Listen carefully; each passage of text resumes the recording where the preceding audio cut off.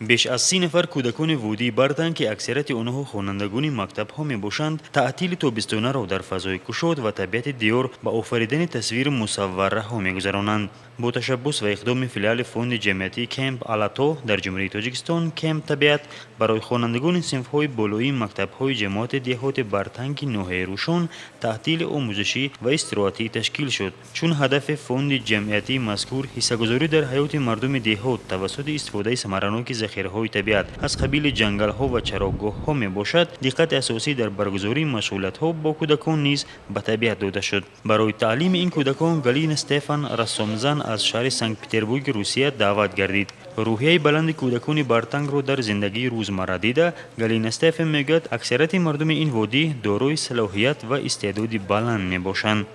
Тут очень много талантливых детей, и вот мы решили сделать такую встречу, творческая встреча, не конкурс, просто обмен опытом. Девочки тут очень крепкие, очень подготовленные, я сразу это заметила.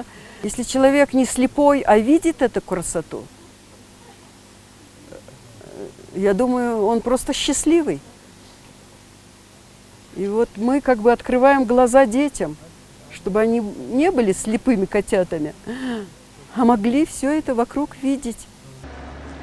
کودکان در دو گروه که یکی در دهه رزوج و دیگری در دهه سپنج وادی برتنگ فعالیت می‌کردند، نزاکت‌های رسامی را می‌آموختند.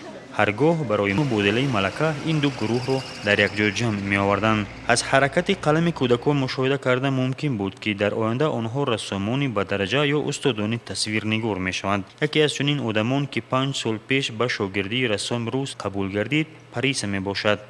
هنرم را با استاد گالینا استفان، یعنی در طول 4 سال شد که من با استادم یعنی هنرم را سایقل داده ایستادم و من هم مثل همین خیل بچگان یعنی اولا من خطی راست کشیدن نتونستم.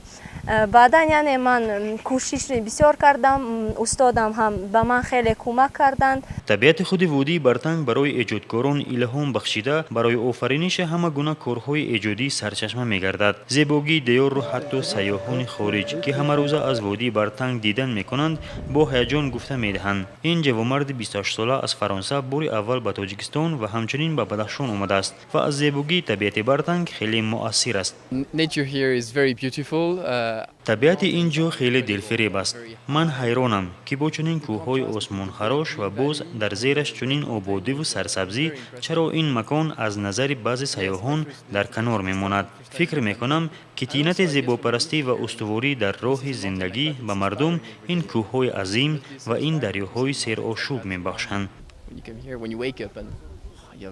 برای کودکان وادی برتنگ تشکیل چنین مرحله های آموزشی و استراحتی و همچنین استقبال مهمانان از دور و نزدیک به صفت یک ایده می باشد که همانا شیوه مهمان نوازی خود را توسط رقص و سرود خاص این مردم افشا می نمایند.